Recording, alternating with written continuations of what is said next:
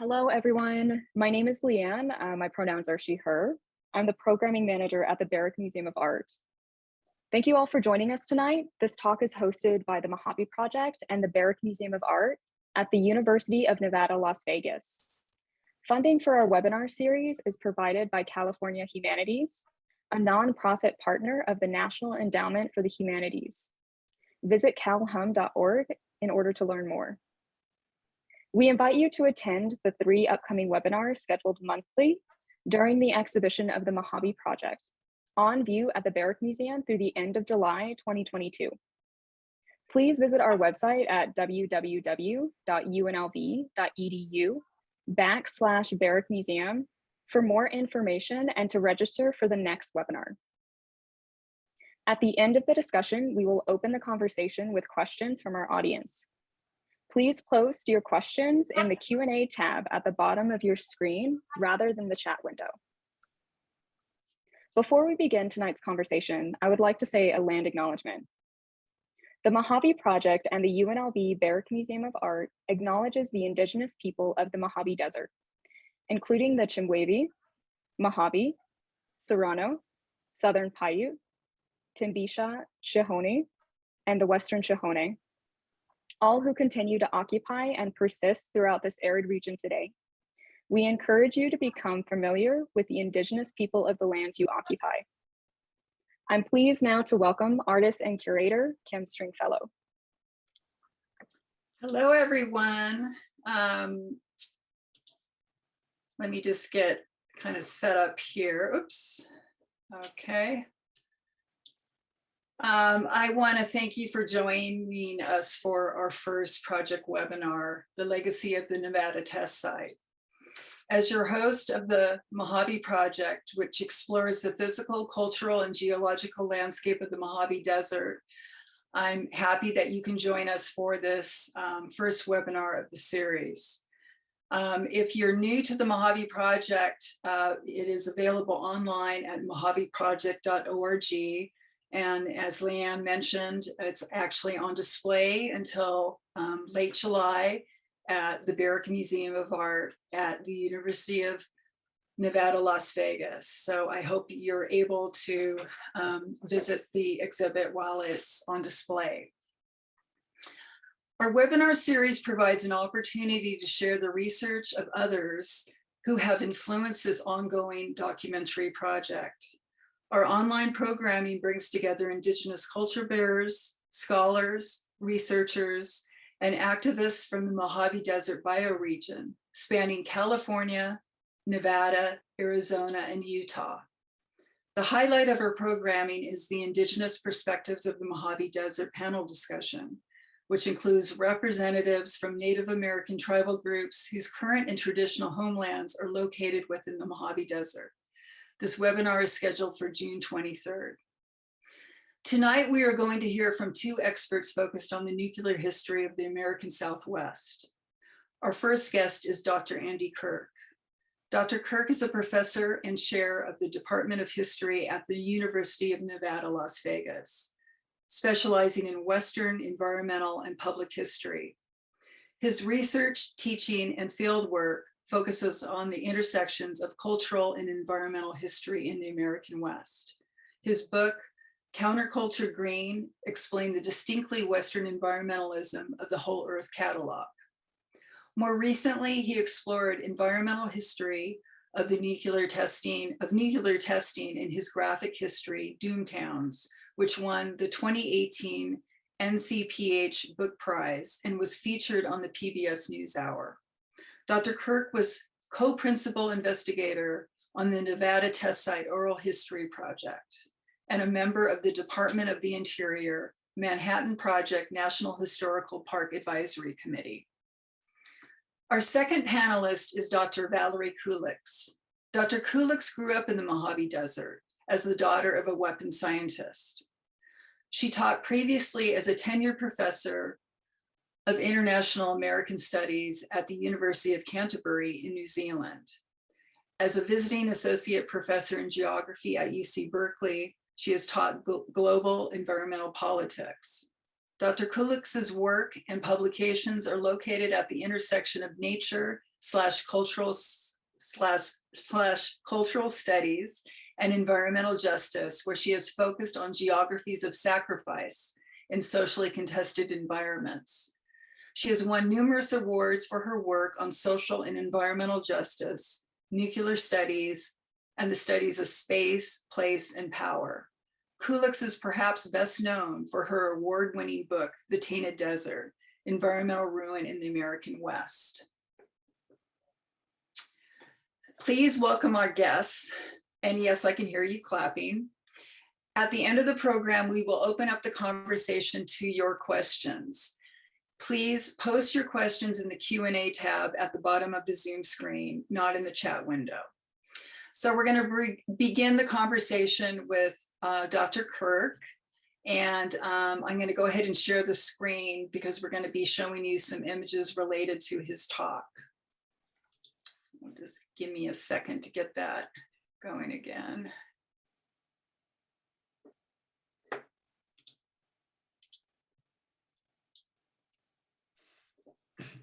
Thank you very much for that nice introduction, Kim. I want to say I've already been to the exhibit 3 times at the Barrick. I absolutely love it. It's really an amazing and unique showcasing of the Mojave Desert that anybody interested in the whole range of topics covered would find completely fascinating. So I really hope that people get a chance to see the exhibit in person. I'm going to talk a little bit first about just an overview of the Nevada test site. And I did not grow up in the Mojave Desert. I grew up in Colorado. I was not that far from Rocky Flats. I wasn't really aware of what was happening there, and I wasn't really honestly that interested in it. But when I came to Nevada, I was very interested by that point, and I'll get back to that in a minute, about the Nevada test site. And remember vividly my first trip out there, and which was one of my first experiences really with the scope, the immensity, and the beauty of the Mojave deserts. And for those of you who don't know, the Nevada test site was established in 1951 on a massive swath of beautiful Mojave deserts right up to the edges and into the Great Basin Desert. It had been a bombing range, or parts of it had, since 1941, and adjacent to what became the Nevada test site and adjacent to the bombing range starting in 1941 was the incredible Desert National Wildlife Refuge, which is maybe one of the least appreciated wilderness areas in the United States.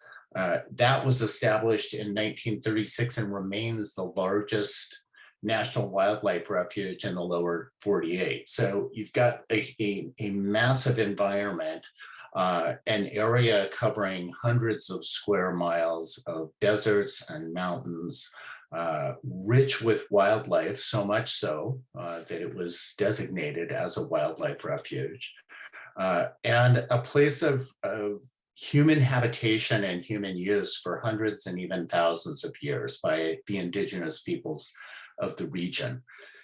That entire region, along with where I'm sitting today, had been given to the indigenous people of the region in the Treaty of Ruby Valley, a treaty that is still in force, and a treaty that really allowed for none of the things that we're going to talk about this evening to happen, and nonetheless they did, and that's really part of the story.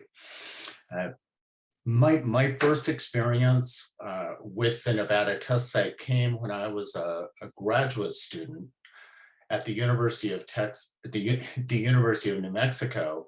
I came there from the University of Texas, and when I got there, there were several people studying atomic history. I was not one of those people, but I was around them. And one of my advisors at New Mexico was a wonderful professor named Frank Saz, who was the author of a really important, still classic history of the Trinity site called The Day the Sun Rose Twice. And I had the privilege of taking classes with Frank and learning about the Manhattan Project and the history of atomic weapons from him. It was fascinating. He was a really interesting messenger of this history because he was a very kind, soft-spoken person who was relating really often disturbing topics about destruction and war. But he was very encouraging not only of students to learn about the history, but to actually learn about the environments and the place. And I had the opportunity while I was there to travel around with his guidance and his encouragement to the various sites in New Mexico associated with atomic history. And that would include Los Alamos, being in the library at the Sandia National Labs, sites associated with the Manhattan Project in Santa Fe, but most importantly, the Trinity site, which is also in the midst of a spectacular desert landscape of epic proportions, a site that's only open 16 hours a year, 8 hours in the fall and 8 hours in the spring. And he encouraged me to go down to that site, not just to see the exhibits or the interpretation, but to experience the place. And that had a real impact on me. And in the early 1990s, there was a conference being held in Las Vegas, an environmental history conference. And I was attending that conference, and so was Frank. He invited me to come along. And he said about a couple of weeks before it happened, we have an opportunity to go out to the Nevada test site and visit it in person, along with some historians and scientists and some top-ranking government officials. And we're going to have pretty amazing access to this place. And I said, I would love to go if I can. So I came to Las Vegas for the first time in my life on that trip. I was not familiar with the southern part of Nevada. I was not familiar with the Mojave Desert.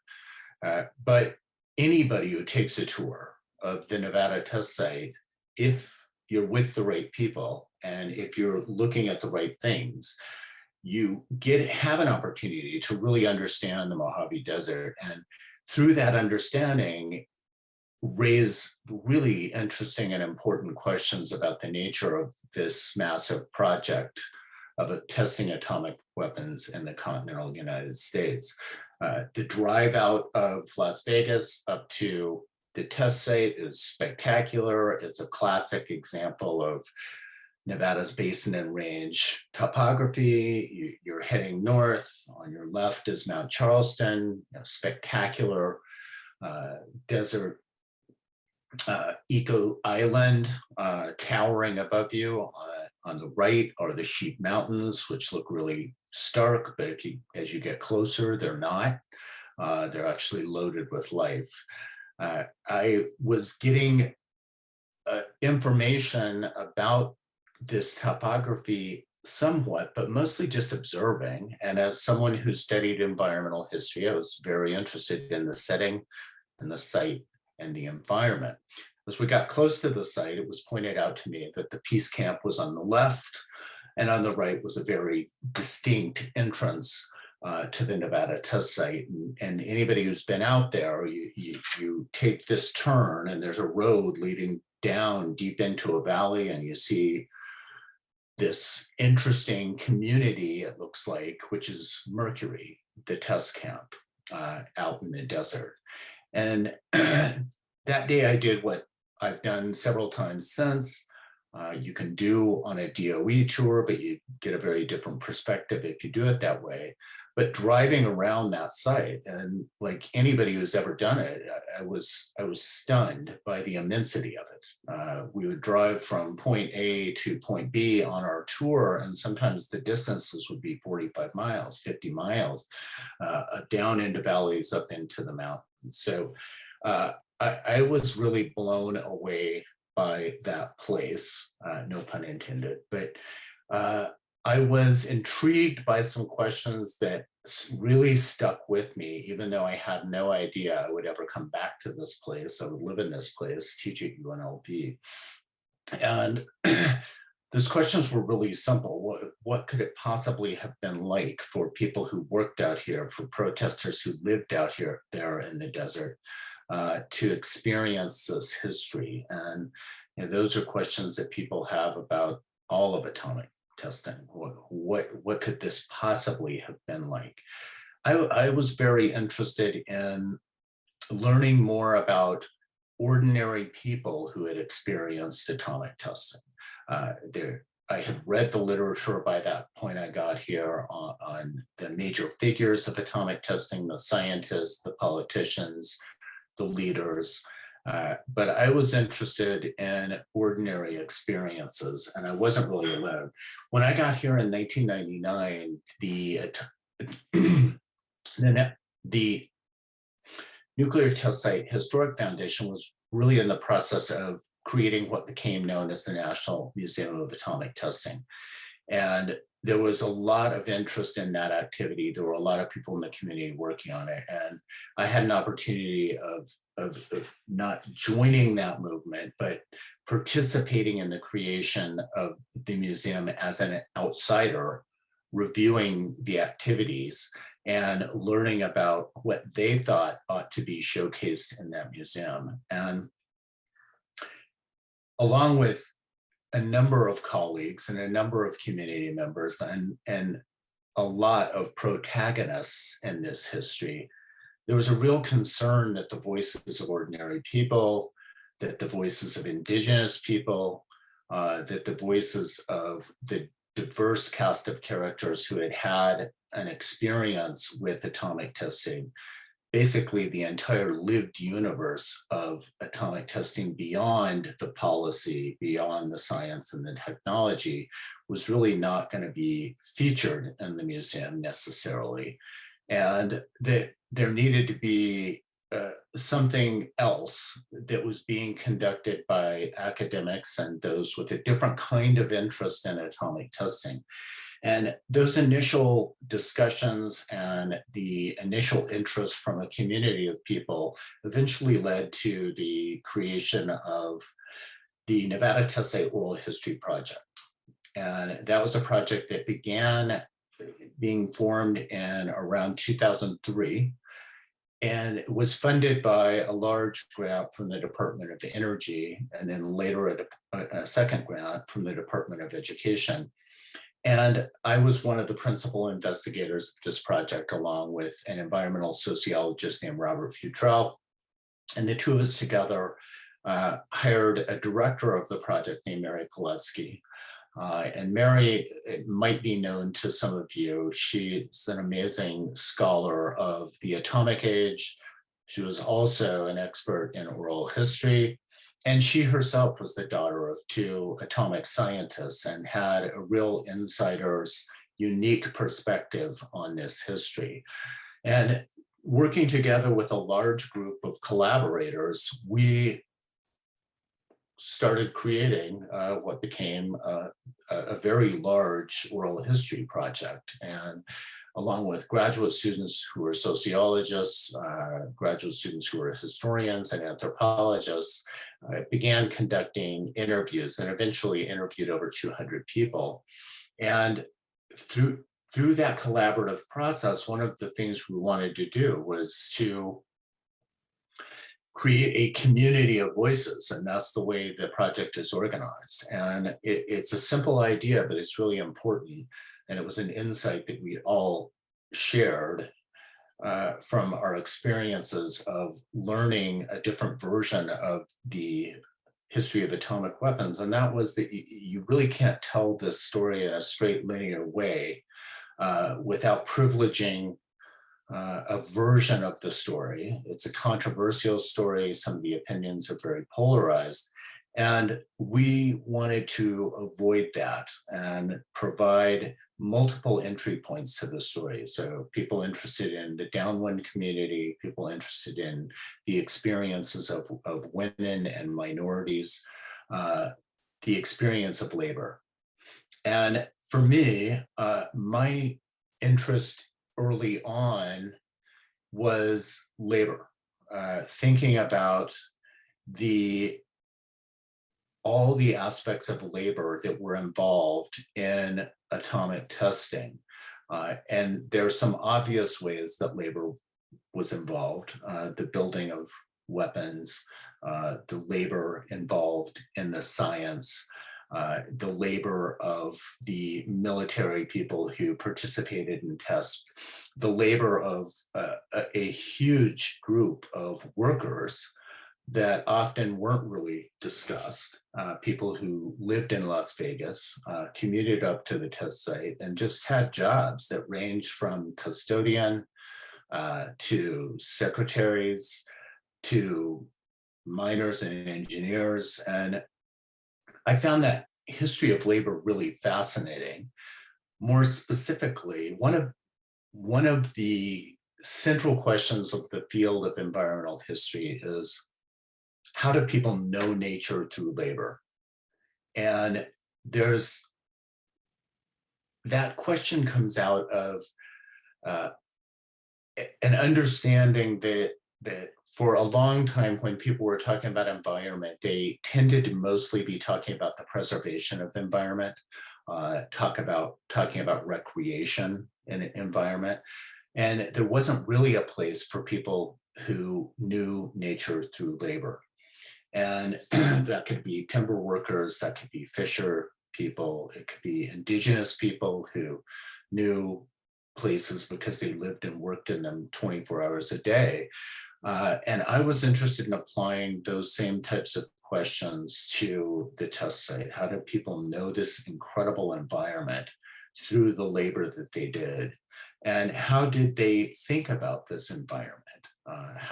What was their experience? Even if they had come there knowing that part of what they were doing was destroying things and having a negative impact on the environment, how did they inadvertently also become very knowledgeable about the Mojave Desert in a way most Americans weren't, and have them, in some cases, a more subtle perception of the desert as a fragile and beautiful place than people who were only receiving information about the Mojave Desert from government sources that depicted it mostly as a wasteland or an empty landscape. So we worked on interviewing people about their experiences, but always with an eye toward how they had experienced day-to-day life at the test site. And that could be also protesters who were spending long periods of time camped out in the desert, who were knowing nature through the labor of protest. And if you've ever seen images or video of the protest movement, you know it was a very labor-intensive protest movement. It involved walking and closing roads and circumnavigating massive desert expanses. And so we applied that same kind of an idea to the groups of people who were laboring through protests. And oral history proved to be a really excellent way to get at some of those questions. If you read the interviews or search for terms like nature and environment in the oral history collection that is housed online at UNLV, you'll find many, many, many instances where people frame their experiences grounded in the place. And this was especially true for the indigenous people who were involved in the protest movement or who were involved in just being in the test region in any way, and also for the downwinders. Downwinders were often forced to become environmental experts because they needed to understand how to trace radiation through environments. And then as concern about radiation evolved, they needed to learn how to trace radiation through human health and human bodies. And so there's a lot of environmental research happening among all the communities, and a high level of environmental knowledge and environmental awareness. The oral history project went on for about 6 years. And at the end, we had a final phase that was funded by the US State Department, where we took a group of people to Kazakhstan, to the Soviet polygon, which was the twin to the Nevada test site. And like many of the sites associated with atomic testing, it's a spectacular region. It's remote. It was not widely understood. It was deemed a wasteland, and the people who lived there, and in the case of the Soviet Union, that was millions of people, were deemed expendable in some way or another. And that was a completely fascinating trip that offered another opportunity to take on some of these questions with a different group of people on a very different cultural understanding of this history. For me, both in the United States, here in Nevada, and in Kazakhstan, one of the things that struck me from almost the beginning was that when you're dealing with a subject that is or has been secret, how do people deal with secrecy? And one of the ways people deal with secrecy is through art. And my personal obsession during the oral history project was the art of testing, the way protagonists, the way protesters, the way regional inhabitants interpreted atomic weapons, interpreted their environment and their relationship to the environment through art.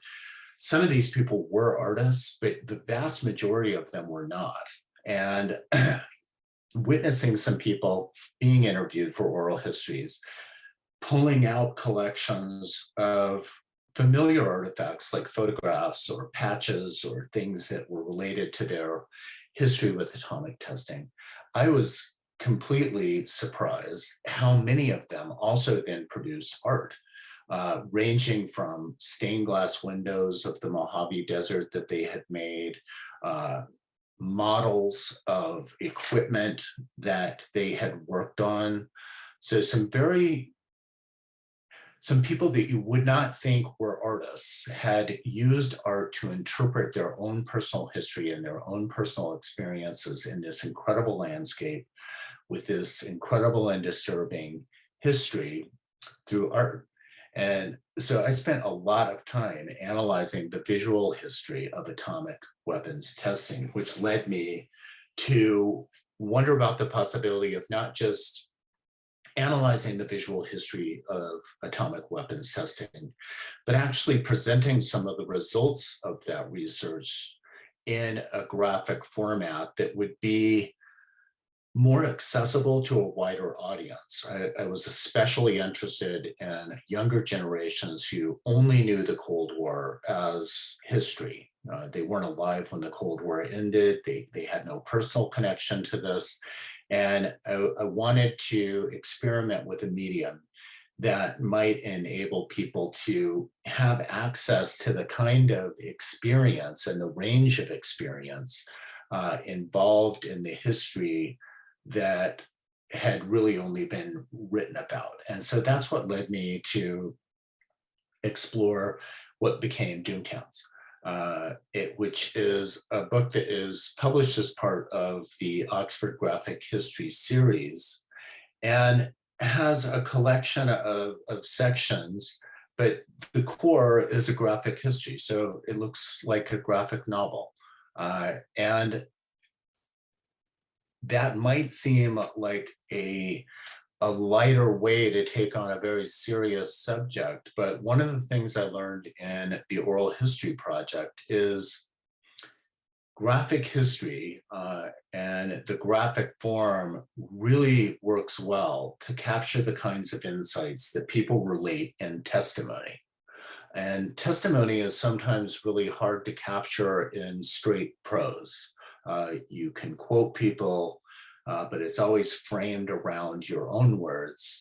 And it doesn't always capture what you had experienced when you were listening to the people actually relating the testimony of their lives. And I found that in graphic form, you really could do more justice to that lived experience. And at the same time, hopefully, provide a way that those unfamiliar with the science, the history, the technology, the politics could find their way into a very complicated, contested story.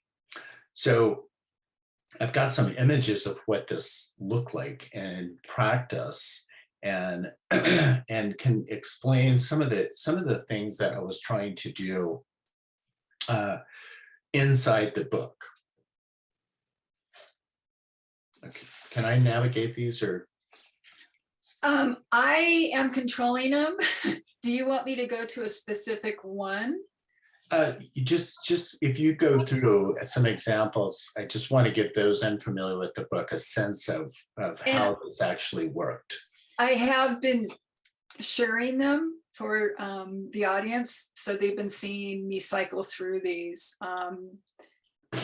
Oh, okay, that's great. Yeah. So it's actually on the screen. I did have a question, because I was really intrigued actually with this image which looks like it had been a spring in the test site with an old miner's building or something like that. And then it looks like this is what they had used it for, a target of some sort. Can you talk a little bit about that image and what that is about?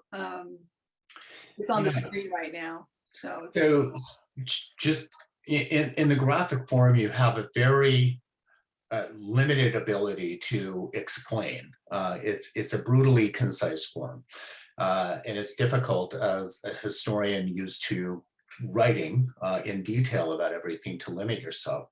So what I was trying to do in every case and every page, and really with every box, is to show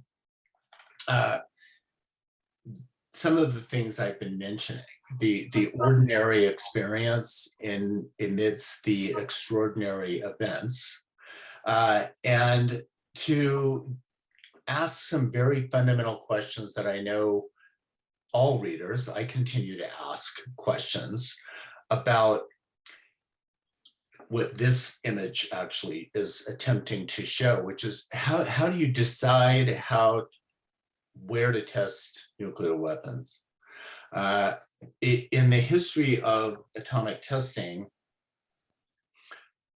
you have a very carefully organized effort by the government officials involved and the politicians involved to depict the desert and the places chosen as wastelands, as empty. And the image that I think you're talking about, Kim, that shows the two gentlemen holding a plate that had been part of an atomic test, next to an image of what the test site actually looks like if you experience that broader environment. This is an example on the right of a place called Cane Springs. There's water, there are plants, there are trees, there's evidence of human habitation.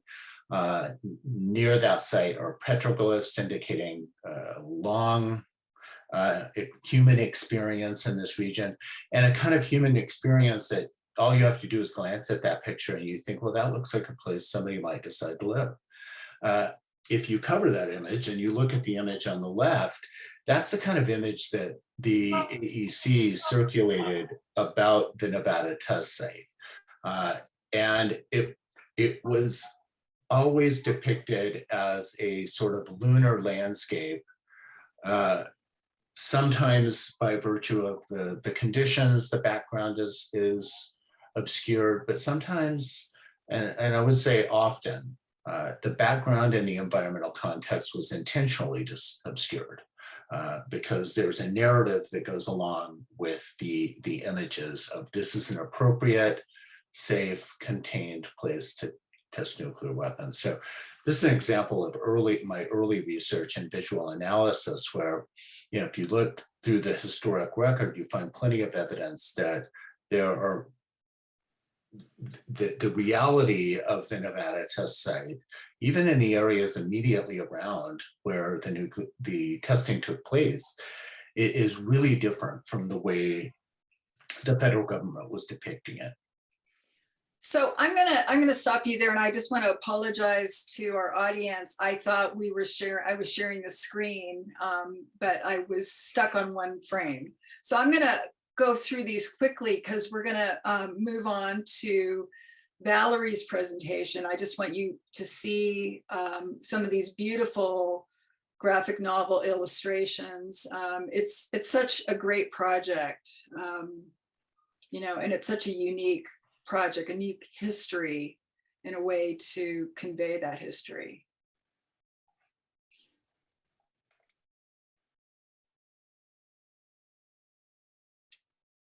Okay, so I think this is a time for us to move over to Valerie to talk about your research, and this is actually my copy. You can see it has lots of Post-its because it's been invaluable for my work, and yeah, on so many levels. I mean, Valerie, I really was thinking a lot about this when I was writing about Devil's Hole and how Indigenous people see the pupfish in Devil's Hole, and what that means, and what, you know, the connection between not what we just see above ground, but also what we see below ground. And so I just wanted to share that. So I'll let you go ahead and begin. Let me know when you want me to go forward with your slides.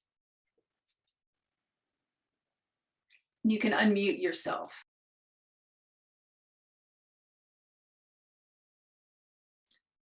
It would be so much fun actually to just discuss what some of what Andy just spoke about, because some of what I'm going to speak about is also areas on the Nevada test site, on the Yucca Mountain area and the Nevada test site that are spring districts, 3 major spring districts, you know, that Native people used historically until it was taken away. And so I can tell, it's wonderful to see your picture there, up there. But the Tainted Desert, which is what I'm supposed to be speaking about, is a narrative about the impact of nuclear and military activity in the Southwest deserts. And it's really a narrative, it's 2 different narratives. It uses the Native, I did a lot of research, and I talked to many Native people. And interesting, in terms of what Andy was saying, that one of the aspects of the Indian ecological ethos that I was beginning to see I felt that it came out of the oral culture, out of oral culture. So this is kind of interesting to your focus on the oral histories. And I'm also interested in how anecdotal knowledge is constructed, and that particularly out of people just talking with one another. And so we'll have a nice conversation, I think, about it.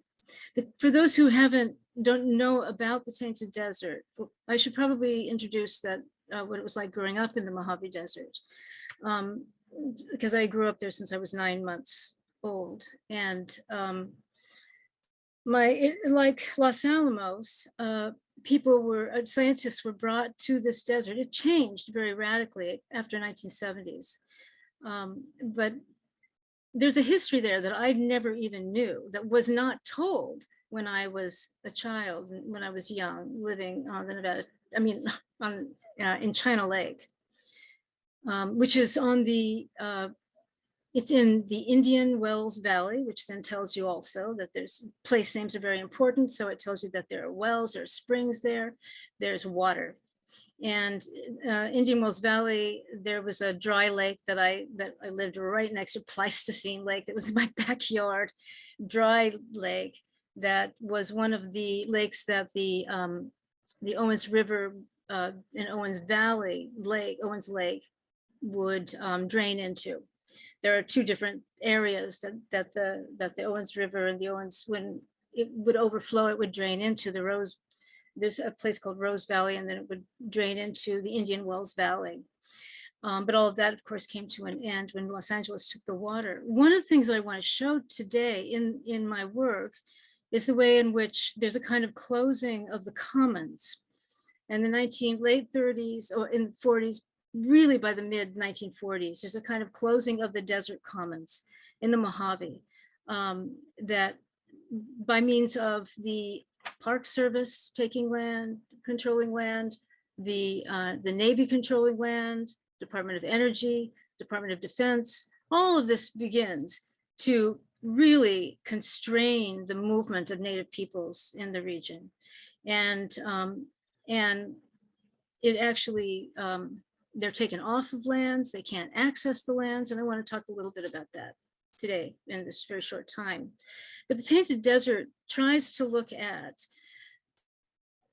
the landscape here from two different perspectives. One from the more Western perspective of Western scientists, and this is a very gross kind of comparison, Western scientists, Native Americans.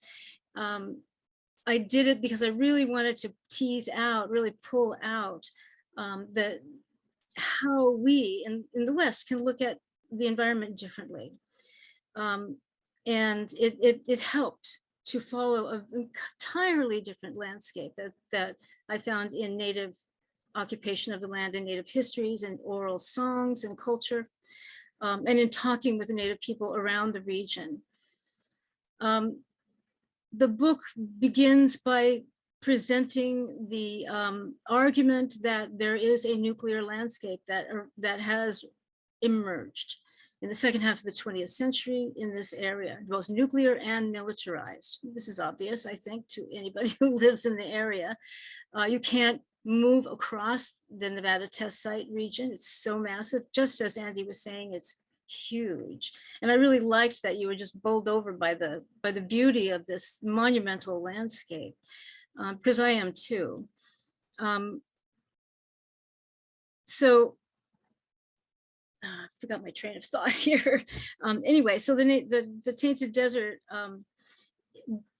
is part of that desert. And there's a legacy there, and there's a toxic legacy that we have to deal with.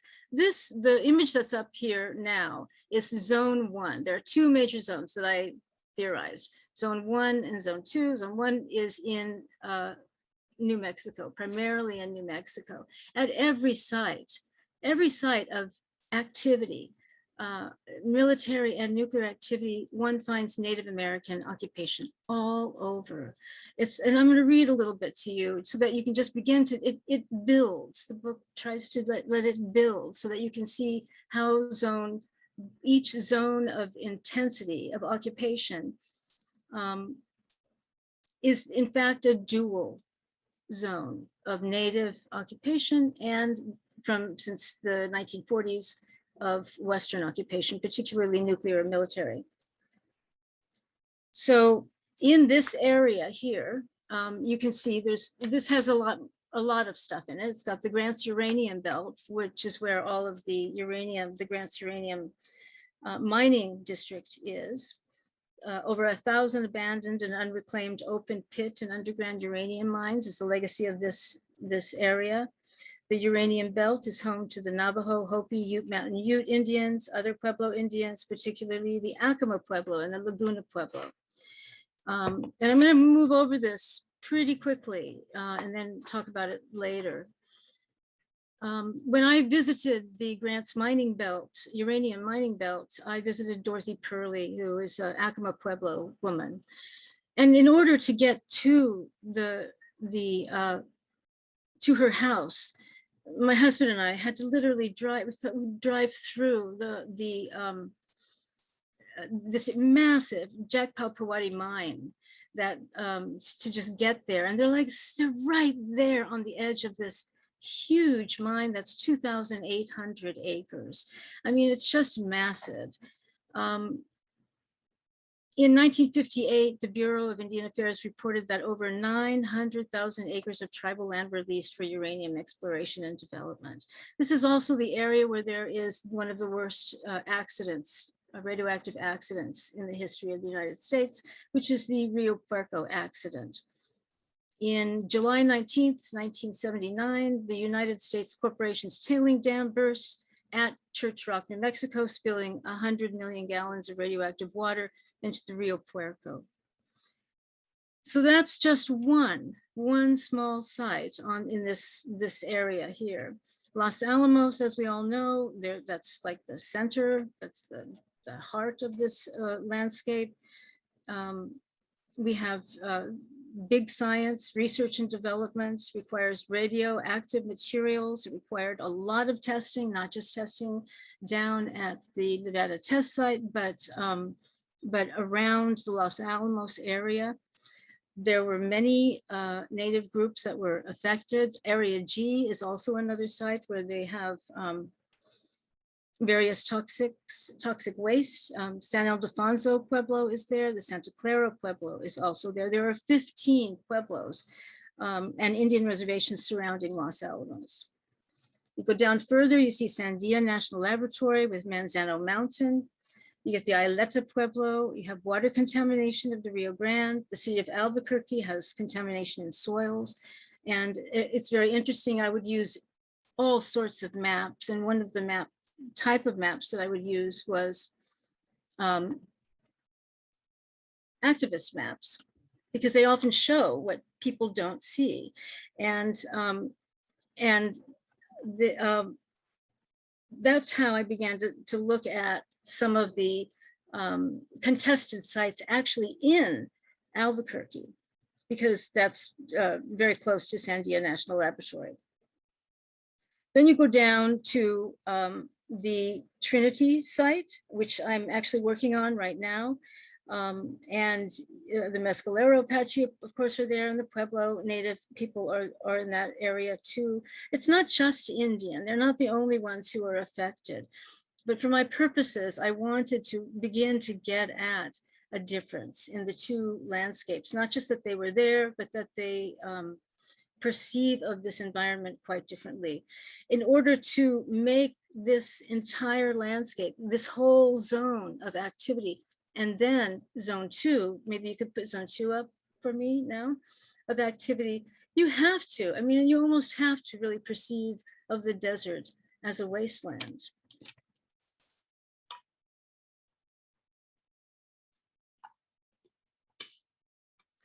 In zone 2,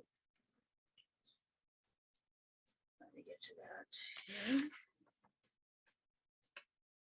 You have the Nevada test site.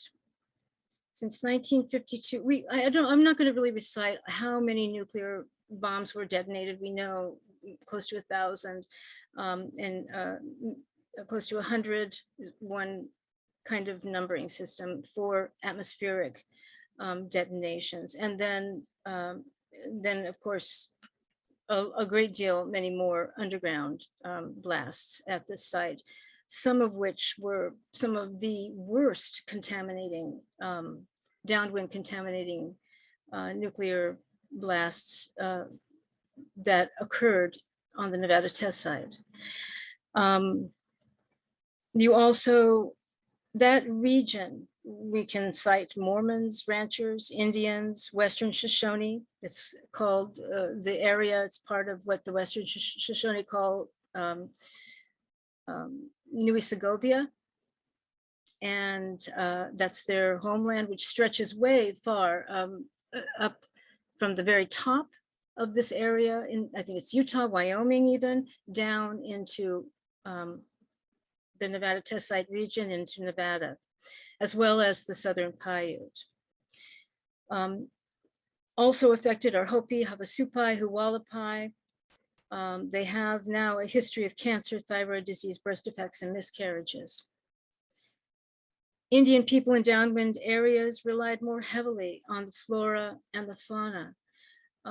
When epidemiological studies have been attempted for Native people in the region, they've been very difficult because they haven't had the same kind of background information, basic data, about the food that Native people were eating, what their habits were. When I interviewed the Southern Paiute, people on the Southern Paiute Reservation, which is down right next to the Nevada test site, as your audience probably knows.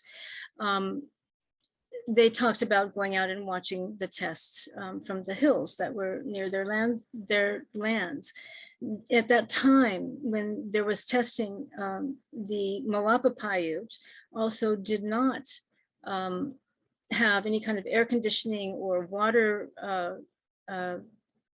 processing of any kind, and they slept outside. So they were outside when the fallout descended. They were drinking water that had been impacted. This is the same thing that happened at, that is never talked about, that happened in the Alamogordo area. And because also they're just real specific things about particular areas. Say if it's a canyon land and the radioactivity gets caught in canyons, you know, the clouds will get caught in the canyon. This happened at the Nevada, at the White Sand site, according to the local people. And then also reading the early radiation monitors, who were just really excellent. They also talk about the difficulty of even monitoring this stuff in that region, in that basin, because the winds were so wild and there was so much resuspension of materials. They'd be resuspended, be blown in different areas. They didn't know how to deal with it. But that's in the Trinity site. Going back to zone 2 here, the Nevada test site, as I don't know if Andy talked about the size, 1 million acres in size. It's nestled in a region of intense militarization, and that's what really characterizes zone 2, is the militarization of this area. Above it sits the 3 million acre domain of Nellis Air Force Base. To its west is 1 million acre domain of China Lake Naval Weapons Center Testing Station. Below China Lake is Fort Irwin. Then you have Edwards Air Force Base. Below these, you have the southern half of zone 2. The militarized zone is extended with 29 palms. Chocolate Mountains Bombing Range, the Yuma Proving Grounds, the Luke Air Force Bombing and Gunner Range, and the list goes on. It's incredibly extensive. There's also moderate and low-level waste sites that dot the landscape, and that the landscape has been targeted for. The issue of visibility and invisibility are really important. They were important for me growing up also in China Lake, because we were not mapped for a very, very long time. There was no map at all. This is a very, very secret environment. And what I didn't know, and I began to say at the beginning of this talk, was that that China Lake, its origins are with the Manhattan Project. And I didn't know that when I grew up at all. It wasn't talked about. For the first 10 years, it was under the Department of Energy and the Manhattan Project. And this was kept secret for decades. And it's very interesting to know that, because I remember having discussions like with my father, for instance, about whether they did much nuclear activity in China Lake on the base.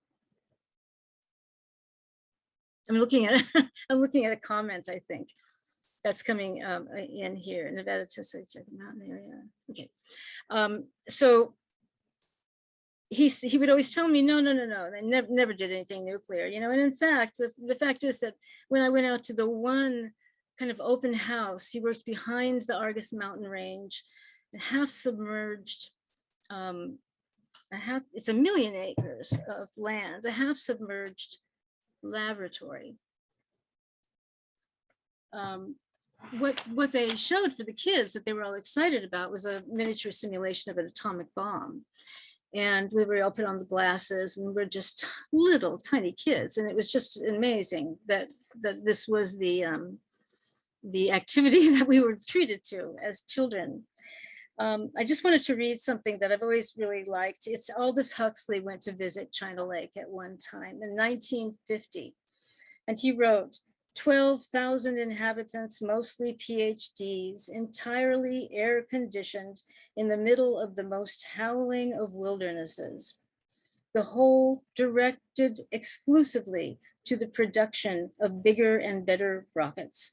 It was the most frightening exhibition of scientific and highly organized insanity I have ever seen. One vaguely thought that the human race was determined to destroy itself. After visiting China Lake Research Station, one feels quite certain of it. That's Aldous Huxley's view of China Lake at that time. China Lake is situated in the Indian Wells Valley. To the west is the High Sierra, and they're very high. And so it's a really rough desert. I mean, the winds come down off of the Sierra and just race across that valley. To the east is Death Valley. And then farther is the Nevada test site.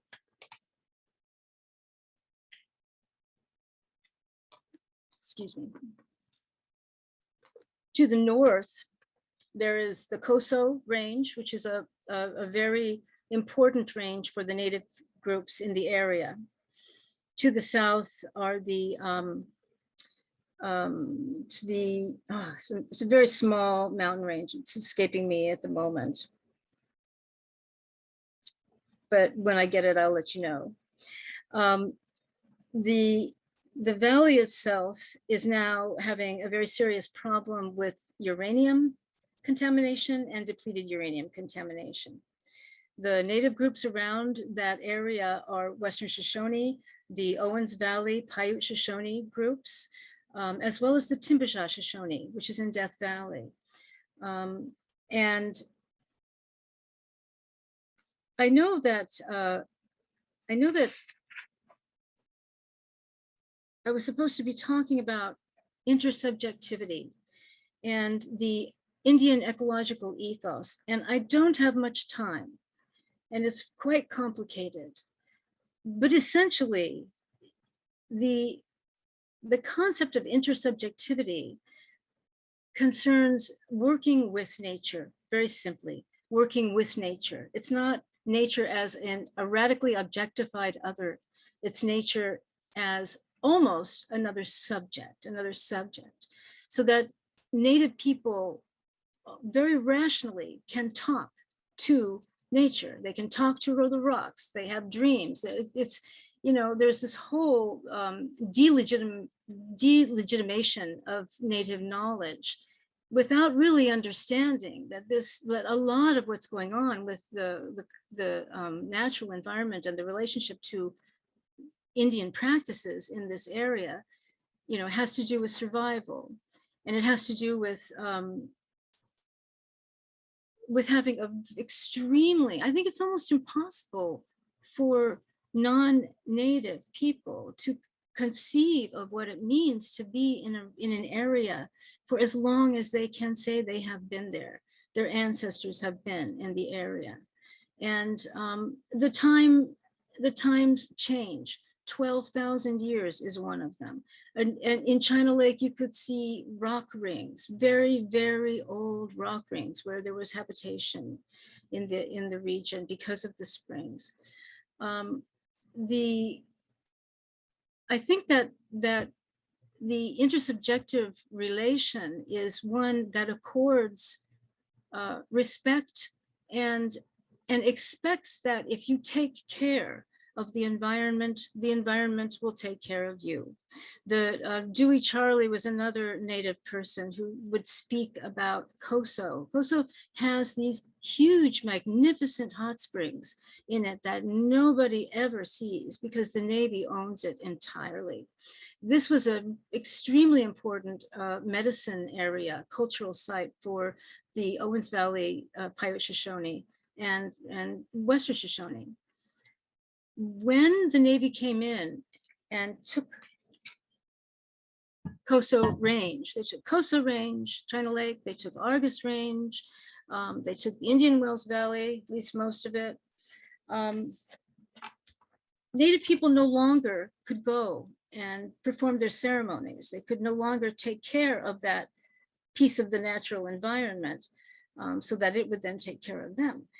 And it was really, really sad to hear their descriptions of what they had to do. We would have to do all of this stuff just with the Navy, just to be able to get out there. And then the Navy would watch them. I was interviewing Pauline Estevez from the Timpashaw Shoshone, and she would be telling me, about how with her grandmother, they would go out. And so would I got these stories also from the Paiute Shoshone group in Owens Valley, that they would go out to the Coso area, to the hot springs, and the springs were so, after the Navy got a hold of it, they were so violent because they had to harness those springs for energy, for the Naval Weapons Center. So what you see now is, they would describe it as a very angry landscape. It's extremely hot. It's bubbling, boiling over in places it never had before, according to Native people. It's, okay, I think we're going to be taking questions pretty soon. But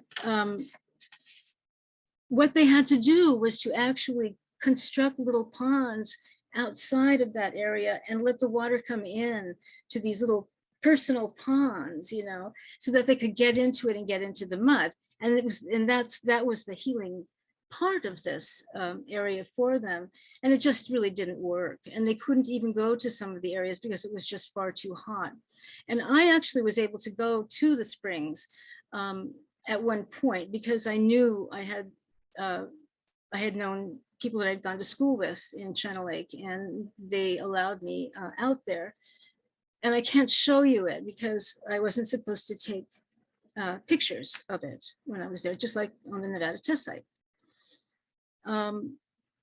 But what I saw was a whole network of pipes and steam, and it was just a completely different kind of environment. So I think I'm going to have to stop. Let me just finish by saying there are these two zones, and each of them has Native occupation beneath it. Each of them also have histories of taking Natives off of the land. Native people have stories about these areas that it would behoove us to actually listen to, I think, in order to hear an alternative landscape and see an alternative landscape and what we might do to a different approach to the human nature dilemma that we're in now. So I'm going to leave it at that, and we can take questions. I have questions actually for Andy. Yeah, and please ask those. I just posted, I've been told that in regards to Coso Hot Springs that Indian people that have gone there for medicine have said that the springs are completely damaged from the geothermal. They've sucked the life out of the springs.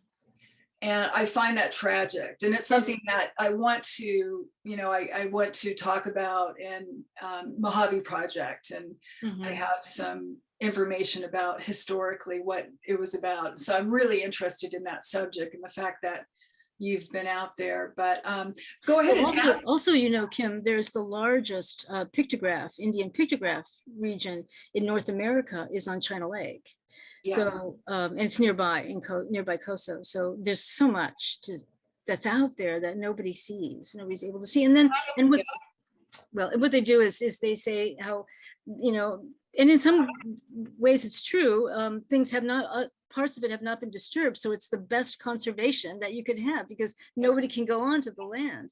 On the other hand, you go on and you can see in pictographs, you can see bombs coming up, out of, it's like one of Mizrak's photographs. You can see bombs coming up out of the rock art even. It's pretty horrific in that sense. But yeah, I definitely want to talk with you more about that. It's really interesting. So, Leanne, we have a few questions, but before we do that, Valerie, did you want to ask Andy? Is there a conversation that we can get to the audience questions?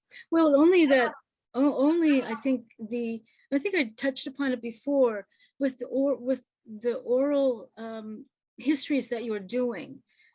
Are you also talking with Native people? I was just wondering if you are, and you must be getting wonderful material then, you know, if you're talking with just everybody. Yeah, absolutely. The Corbin Harney was somebody Yes, yes. that we did an extensive interview of, Right. and the whole community of the regions you were just, showing on the map. We had a series of events where we had brought people together to have a chance to do essentially a group oral history. And we did that with several underrepresented groups, or groups whose voices were especially important to be heard together, and who were willing to participate in oral interviews that way. But the interview with Corbin was especially significant, and I think we all considered indispensable to what we were trying to do. And Indigenous voices are one of the nodes of the community of voices, along with other groups like African Americans, who had migrated along with other groups of people throughout the uranium region. And I, as a Western historian, I found it so interesting to see these patterns of migration, patterns of displacement that you mentioned, and the mining community, very interesting experiences of people who were leaving places with little opportunity, seeking opportunity in traditional mining, and then uranium mining, and then the mining of the underground world of nuclear testing. Just, fascinating how the Nevada test site really became the atomic Comstock. You no longer have people extracting, you have people implanting permanently radiation and these never to be open chambers. And so I found all those migrations fascinating, but Indigenous people is always a critical part of that story. I just want to say one quick thing about there are these three districts. These three water districts that are you can find in anthropological texts, and the history of that is that when settlers came across, they displaced Native people from those areas as well, and so they actually started becoming concentrated in these labor camps that whereas before they actually lived in these regions. Is really sad. And that was also a site where water is the vector, it's also life-giving, and it's the vector of disease. And so many people got sick around the areas that were healing at one time. So it's just, the contradictions are just very stark in that landscape. Kim, are there other questions that we need to? Yes, actually, there was one that actually I think goes directly into what you two are discussing. And this is from actually one of my colleagues' page. What, if any, restitutions has been given to Native groups for damages caused by nuclear testing in the area? Do either one of y'all know or want to talk about that? I don't know if you know, Andy, from what I'm aware of, the Western Shoshone refused to take any.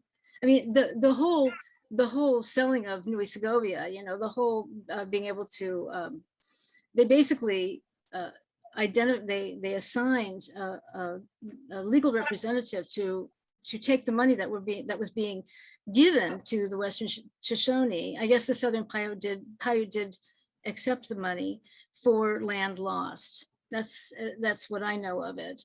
But the Western Shoshone they refused to accept it. And I don't know if anything has happened more recently with that. if someone does, they should speak up here. Well, I wanted to bring up the fact that the Radiation Exposure Compensation Act is going to expire this summer in July. And if people are not familiar with RECA, I do hope you leave and research that, because it's very important to understand who's been compensated and who has not. And many people have not. Yes. The regions and the maps you've seen, including Uranian, indigenous, Native American miners, the list goes on. Yes. We know that the radiation from the atmospheric tests, including the South Pacific and what had happened testing over in Russia, this went all over the world. And so people throughout the United States in the 1950s, everyone was irradiated, and there were hot spots of irradiation that, were coming across upstate New York. There were different areas, parts of Idaho. There's cancer clusters throughout the country. People are still suffering from genetic defects. I mean, this is ongoing. This is not something in the past. So, it's been a history for 20 years. I've been interested in growing up in the Pacific Northwest. I was very interested in Hanford, and that was where they produced plutonium for the Cold War weaponry. And it's one of the most polluted, if the most polluted place on the planet because of that. I just heard yesterday that Biden administration, they're thinking about opening up the uranium mines. And of course, that's going to be in Indian country in the Colorado Plateau, because we are getting uranium from Russia and there's sanctions. So this is something that is happening. These are the issues today. Yeah. Well, as is, Chernobyl. I mean, look at what's happening in Ukraine, and what's in Chernobyl is, I think Kate Brown has written some wonderful stuff on what's going on with Chernobyl during this occupation, and it's absolutely frightening. And just, we don't think about that a nuclear power plant in times of war, what happens then? Right. Yeah. Andy, did you have anything to add, or? Yeah. So Valerie, your book, Tainted Desert, was in some ways the textbook of the first class that we did with sociology graduate students and history graduate students. And one of the things that I found captivating about your book, especially at that time, was your discussion of Eugene Odom and the development of ecology. And I think that again and again in this history, there are these very interesting unintended consequences and unsuspected people. Maybe those really familiar with the history might not be surprised that one of the founders of the field of ecology did. You mean like Odom? One of the founders of Odom, Eugene Odom, was one of the founders of ecology, and he actually was out on the Nevada test site. And what was interesting is that it just fit in with the book, that I began the book with the Moapa, who actually were right there at the Nevada test site, eating deer that came off of the Nevada test site, water that ran off of the Nevada test site. They were exposed, definitely. They were eating rabbit that came off, and they would eat the whole rabbit, not just certain parts of the rabbit, but the entire liver, say. And Eugene Odom, and I have to read it. Eugene Odom actually, he was very pro-nuclear, but by the end of his work, he became very anti-nuclear, because he was beginning to see in the Columbia, actually, in the Columbia River, initially, what that was doing, what was happening to the food chain in the Columbia, and how there was magnification occurring, and of radionuclides. They would get concentrated in larger and larger amounts, and so that what people would be getting from eating the salmon would be a big, larger dose than what was coming out into the water, because the fish would eat, whatever plants or whatever they eat, and then that would accumulate in their bodies. The larger animals accumulated. That's all actually what's happened at Chernobyl too, where the larger animals are very prevalent, and everybody says, "Oh, it's a wonderful environment," but they don't have a good representation of microorganisms anymore at Chernobyl, or the smaller environments. But the larger ones, the boars and things like that, seem to be doing quite well. But it doesn't mean that everything's okay. And so with ecology, though, one of the things that this has to do with invisibility of the region, and invisibility of people in the region and not seeing it. Eugene Odom actually gave an example of what it would take to cause health problems in a human being. And he said, well, nobody does this, and nobody does this, nobody eats this now anyway, we don't have to worry about it. But just think about what would happen if you did eat rabbits and deer, and you ate the liver from the rabbit, which is where it's, or the thyroid from the rabbit or something like that. And he basically described exactly what was happening to the Moapa Paiute. And he didn't know, he had no idea, because he couldn't see the native people. He could not see because our culture, especially in the 60s, 50s, 60s, in the earlier period, there was just an immense invisibility of these people. I'm just trying to read some of what, so even with having, let's see, oh, this is it. In 1959, textbook Fundamentals of Ecology, in his textbook, Eugene Odom described ecosystems contamination resulting from nuclear testing fallout. One of the areas he studied was the Nevada test site in the chapter Radiation Ecology. Odom described the kind of lifestyle and place of habitation that would produce the highest risk of radiation contamination. His description matched almost exactly the contamination scenario experienced by Native Americans in that area. The irony of this is that Odom offered his description as a hypothetical scenario because Native Americans were, for him, invisible.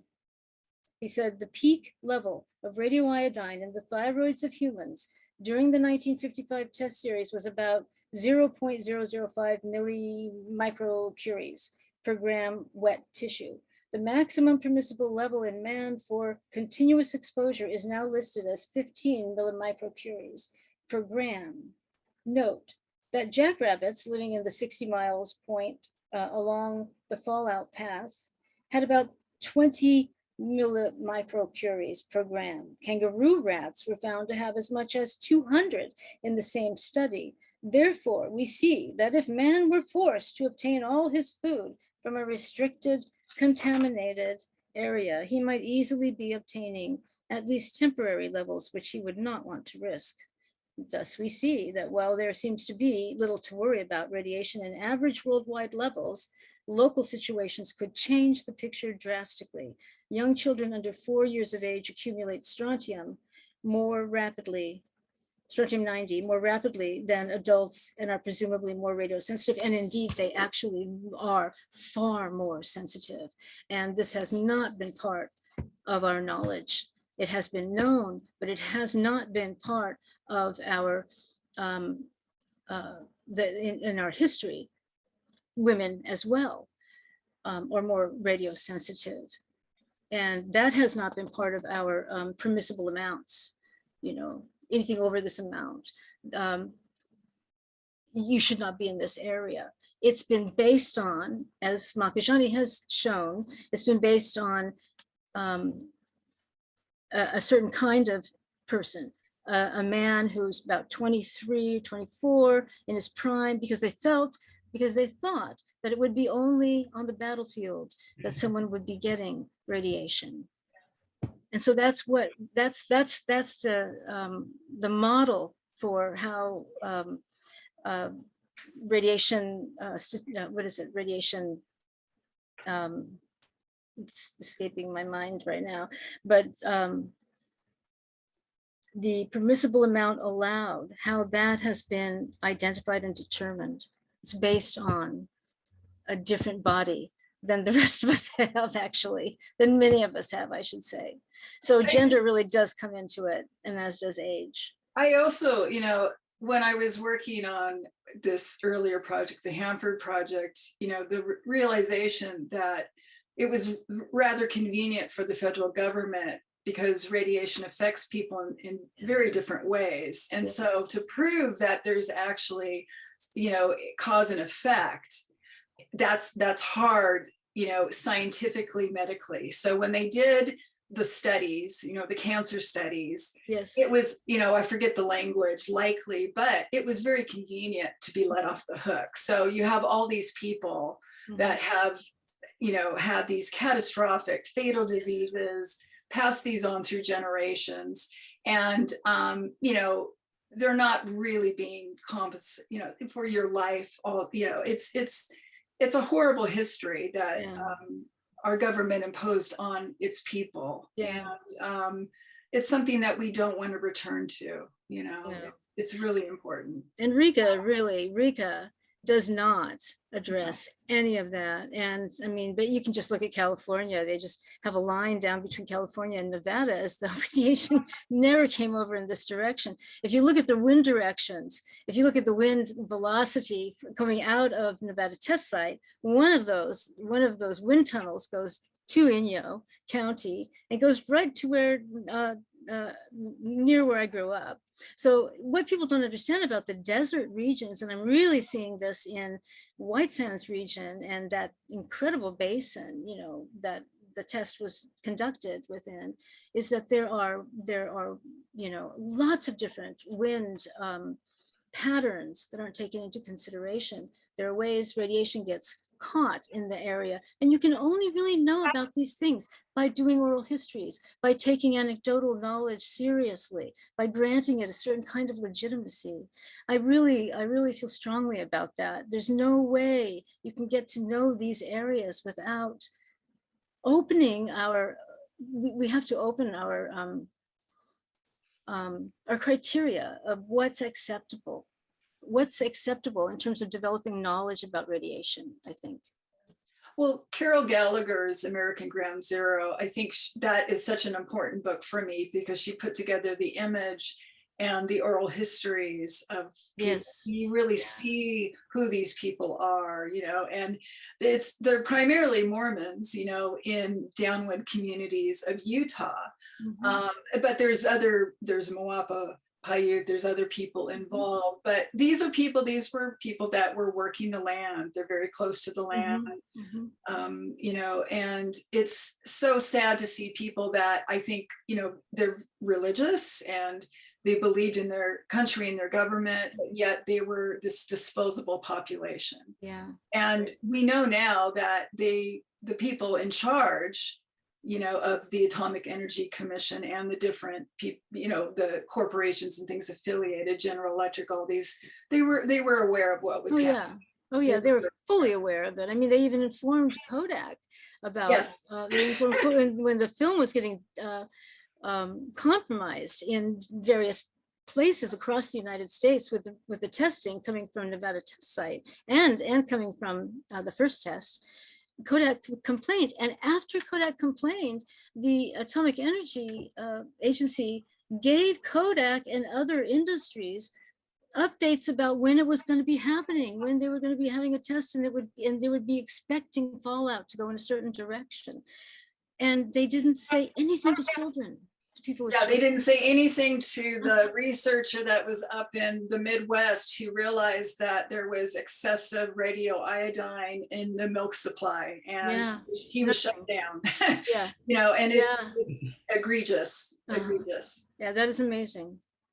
That your point about what I think some of the most compelling oral histories in our collection are from rural people of Nevada, Mormon communities in Utah, and their perspectives are so thoughtful. Their study of the situation so careful. Yes. They also were people, as Kim, as you mentioned, who were not inherently skeptical of the government and who were supportive of the Cold War in general. And so to listen to stories from people who were not naturally a part of a protest community, but they truly were living on the front lines of the nuclear war in a way nobody else was ever going to experience. And I found their stories sometimes hard to listen to. They're very painful stories, but they're deep truths and insights in those stories. Mhm. Yeah. We're just about to close out, but we did have one.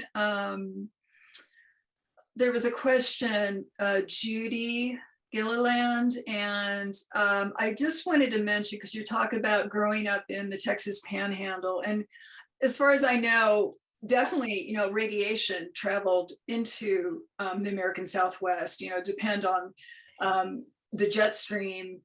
I noticed that the Richard Miller Under the Cloud, the Decades of Nuclear Testing, there's quite a few maps and data showing each test and showing you and describing exactly where the radiation cloud went after those atmospheric tests. So that's a really great resource.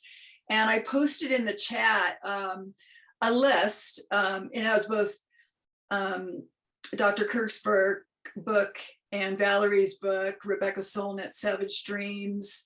There's Carol another, Gallagher. there's another book too that has that does, I think that they charted some of that down in Texas, in that region. And it's what they were looking at was also you should see what happens. It actually, they've been able to chart it, and sometimes the fallout is, and the wind is going down, not just the usual trajectory of up and east, but down, and sometimes in circles. It's really quite amazing. And it's called Intelligent Nature, or it's not that old. Person I think is at Yale. I'll get it, and if we're going to leave something, I can get the name of the person who's identified that. And also there were tests from in the Pacific that were fallout. Those tests were massively larger. So yeah. And Bob Markovich asked if there's any underground nuclear test effects on groundwater.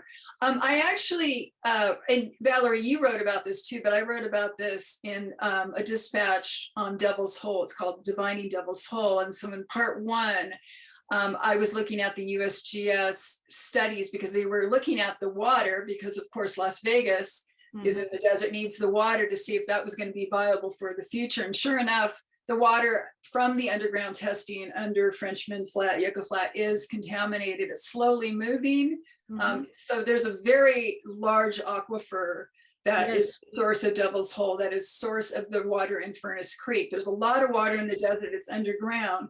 So these spring complexes, COSA, they're all connected. So that water, that is under French, it's moving very slowly, but they're already finding traces of radiation from testing coming into Ash Meadows. Ash Meadows also has water from, when they were doing studies for Yucca Mountain, their fear was that water would be able to get out of Yucca Mountain and carry the radionuclides to the outside environment. And they found tritium in, tritium is in all water that, that's in all water that's of a certain level and age from nuclear testing. And they found it in Ash Meadows as well, and which complicates the whole question of what's going to happen with Yucca Mountain, but they know it will get out. Yeah, and there's also a lot of water, I understand, in Yucca Mountain, and that is a sacred landscape, of course, for the Western Shoshone. And so I've heard of people that have visited, and they said, it's just sometimes streaming with water. And, common sense tells us maybe that's not a good place to try to store something for millions of years, because it's corrosive. We know what corrosion, does to metals and things like that.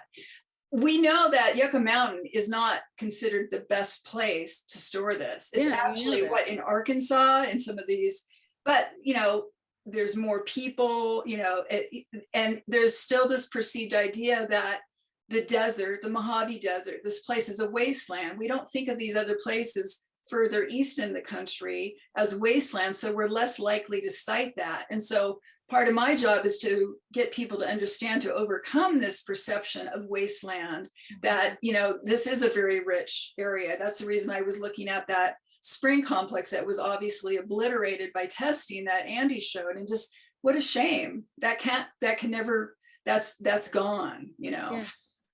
It's very, very sad. So, but we're a little over time. It's, of course, you can tell that we're all very passionate. This is such a rich conversation. And I do hope at some point I can follow up with just focusing on this history with people, because I'm still so, you know, interested in it. But I want to thank everyone for joining us. I'm really sorry about the technical issues with the slideshow. I'll work it out for the next presentation, which is going to be next month.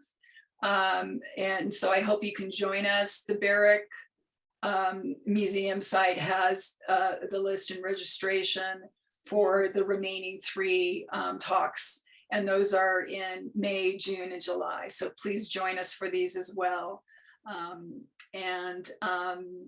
Thank you for attending, and I want to thank our presenters for being part of this. Thank you. Thank you Thank so you for putting much. it together. Yeah. It's great. And just so you know, with, you know, California Humanities has generously funded this program. We're going to ask you to do this survey. It's very short and it's online. And when you fill it out, just fill it out that it says Mojave Project. It's really helpful for their programming, you know, overall. So please do that. And Leanne just posted that in the chat. So, okay, well, thank you so much for joining us. Have a good evening, and I hope to see you next month.